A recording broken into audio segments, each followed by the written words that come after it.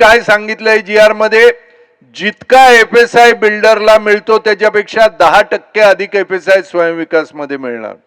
आणखी काय सांगितलंय, जर बिल्डरनी तुम्हाला आता तुमच्याकडे 600 फूट आहे, जर बिल्डरनी आणखी 300 फूट दिले तर त्या 300 फुटावर तुम्हाला स्टॅम्प ड्युटी 6% इंटरेस्ट 6%वर द्यावी लागणार. स्वयंविकासामध्ये तुम्हाला जरी 1000 फूट अधिक मिळाले तरी तुम्हाला फक्त 1000 रुपये स्टॅम्प ड्युटी. कितीही एक्स्ट्रा एरिया मेंबरनी घेतले तरी 1000 रुपये स्टॅम्प ड्युटी.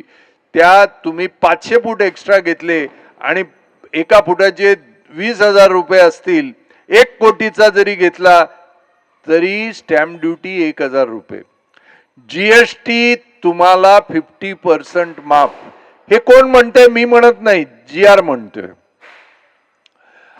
आणखी काय त्या जी आर मध्ये म्हटलंय, टीडीआर जे तुम्ही विकत घेताय महानगरपालिकेकडून, ते ज्या दरानं तुम्ही टीडीआर विकत घेताय त्याच्या 50% मध्ये तुम्हाला मिळालं पाहिजे. तुम्ही जर स्वयंविकासात गेला तर तुमचं कन्व्हेन्स झालं नसेल तर तुम्ही स्वयंविकासाचा ठराव केला तर 1 महिन्यामध्ये कन्व्हेन्स करून देण्याची सरकारची जबाबदारी आहे, असं ते जी आर मध्ये सांगितलेलं आहे.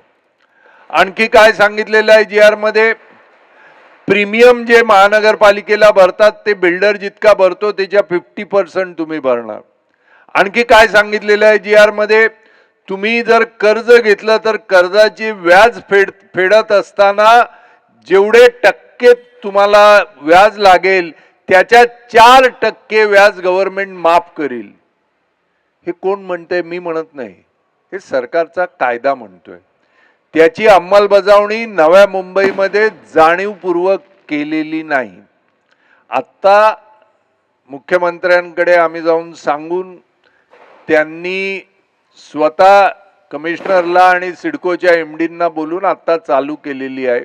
आता आमच्या लोकांनी जाऊन परवा भेटले आणि विधानसभेमध्ये मी प्रश्न विचारायला लागले. त्याच्यात नव्या मुंबईच्या कमिशनरनी आणि सिडकोच्या एमडींनी उत्तर असं दिलं की आम्ही ह्या जी आरची पूर्ण अंमलबजावणी करायला तयार आहोत, पण अजून प्रस्तावच आलेले नाहीत म्हणून आम्ही थांबलेलो आहोत. त्यामुळे आता लवकर प्रस्ताव देऊन त्यांची परीक्षा आपण घेऊया थोडी, की आपल्याला त्याचा फायदा ते किती करून देतात. ते शेवटी मी आहे ना, गाठ माझ्याशी आहे. त्यामुळे अजिबात काळजी करण्याचं कारण नाही.